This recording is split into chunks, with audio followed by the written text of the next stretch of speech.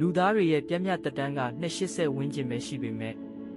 ကမ္ဘာပေါ်မှာနှစ်ပေါင်းရာချီထောင်ချီမကတောင်သေဆုံးခြင်းမရှိဘဲထာဝရရှင်သန်နိုင်တဲ့တရားဝါတွေရှိနေတယ်ဆိုတာတင်သိပါသလားအခုဗီဒီယိုလေးမှာတော့တင့်ကိုအံ့ဩမြင်သက်သွားစေမယ့်ကမ္ဘာအသက်ရှည်ဆုံးတရားဝါ10မျိုးအကြောင်းကိုတင်ဆက်ပေးသွားမှာမလို့အဆုံးထိကြည့်ပေးဖို့ဖိတ်ခေါ်လိုက်ပါတယ်ဗျ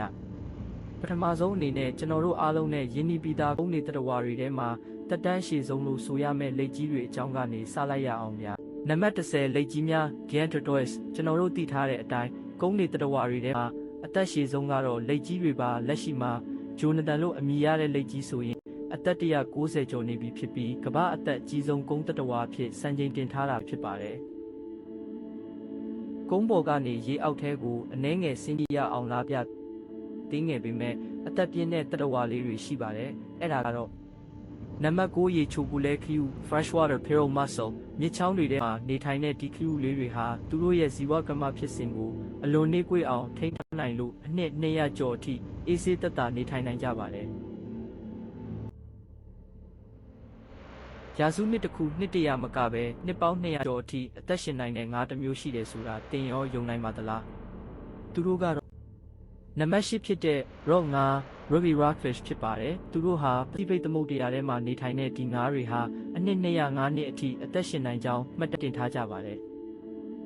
အခုတစ်ခါမှာတော့ကမ္ဘာအကြီးဆုံးတရားဝါကြီးတွေထဲကတစ်မျိုးဖြစ်ပြီးကင်ဆာရောဂါကိုတောင်အန်တုနိုင်တဲ့မျိုးရိုးဗီဇပိုင်ရှင်စီကိုတွားကြည့်ရအောင်ခင်ဗျသူကတော့နံပါတ်9ဖြစ်တဲ့ဘိုဟတ်ဝေလာငါ Boat Whale ဒီတရားဝါတွေဟာနို့တိုက်တရားဝါတွေထဲမှာအသက်ရှည်ဆုံးပါလို့စီမှာကင်ဆာရောဂါကိုအခုခံနိုင်တဲ့အစွမ်းထက် DNA တွေရှိလို့အနှစ်200ကျော်အထိသက်ရှင်နိုင်တာပဲဖြစ်ပါတယ်။ရေနက်ပိုင်းအမောင်ထုထဲမှာဘသူကိုမှဂယုမဆိုင်ပဲအနှစ်300ကျော်အောင်ကိုယ်ကဘာနဲ့ကိုနေထိုင်နေတဲ့ထူးဆန်းတဲ့တရားဝါတစ်မျိုးရှိပါသေးတယ်ဗျ။ဒီတရားဝါကတော့နံပါတ်6ပြုံတန်ကောင်2 1ပါသူတို့ဟာပင်လယ်ရေနက်ပိုင်းအပူငွေ့ပေါက်တွေနားမှာနေထိုင်တဲ့အတွက်ဒီတရားဝါတွေဟာရန်သူနဲ့ပါပြီးအေးဆေးစွာရှင်သန်ကြတဲ့အတွက်တက်တန်း300ကျော်အထိရှည်ကြပါတယ်။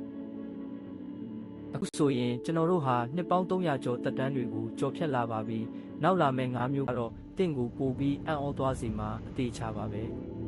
ကျော်ရိုးရှိတရားဝါတွေထဲမှာအသက်ရှည်ဆုံးလို့ဖွဲ့ထူးပေးထားရတဲ့အမေရိကန်ပြည်ထောင်စုမတီထောင်နေကလေးကပင်လယ်ထဲမှာရှိနေခဲ့တဲ့တရားဝါကြီးအကြောင်းကိုကြည့်လိုက်ရအောင်ဗျ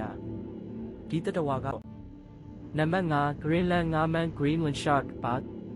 သူတို့ဟာကျော်ရိုးရှိတရားဝါတွေထဲမှာအသက်ရှည်ဆုံးစံချိန်တင်ထားသူပါအာတိတ်သမုဒ္ဒရာထဲမှာထိုင်ပြီးအနှစ်400ကျော်အထိရှင်သန်နိုင်ပါတယ်။ငါးမန်းထက်တောင်အသက်ပိုရှည်တဲ့တရားဝါကကမာခရူတစ်ကောင်ဖြစ်နေမယ်လို့တင်ထင်ထားပါသလား။သူတို့ကတော့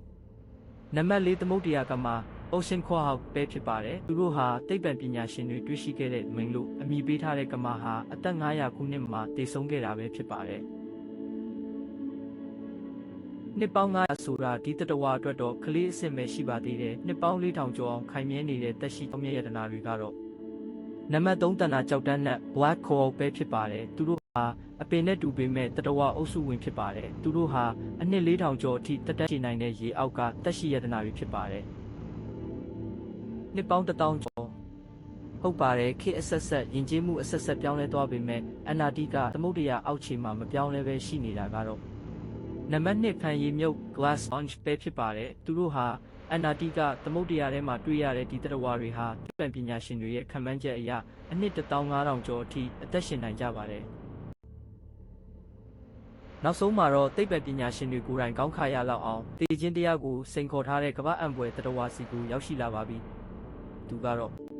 နံပါတ်1မတည်နိုင်သောငါးပိန် Turritopsis donate ပဲဖြစ်ပါတယ်ဒီတရားဝါဟာ theory အရဘယ်တော့မှမတည်နိုင်တဲ့ jelly ငါးပါသူတို့ဟာအိုမင်းလာရင်ဒါမှမဟုတ်ဒဏ်ရာရရင်သူတို့ရဲ့ cell တွေကိုငယ်ရွယ်တဲ့အဆင့်ကိုပြန်ပြောင်းလဲပစ်နိုင်ပါတယ်ဒါကြောင့်သူတို့ကို biologically immortal လို့ခေါ်ကြတာပါ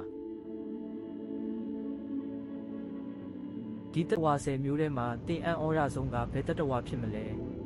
ကွန်မန့်မှာရေးပေးပါဦးအခုလိုစိတ်ဝင်စားစရာကောင်းတဲ့အကြောင်းအရာတွေကိုအမြဲကြည့်ကျင်နေဆိုရင်တော့ကျွန်တော်တို့ရဲ့ Amazing New Channel ကို like နဲ့ subscribe လုပ်ထားဖို့မမေ့နဲ့အောင်တော့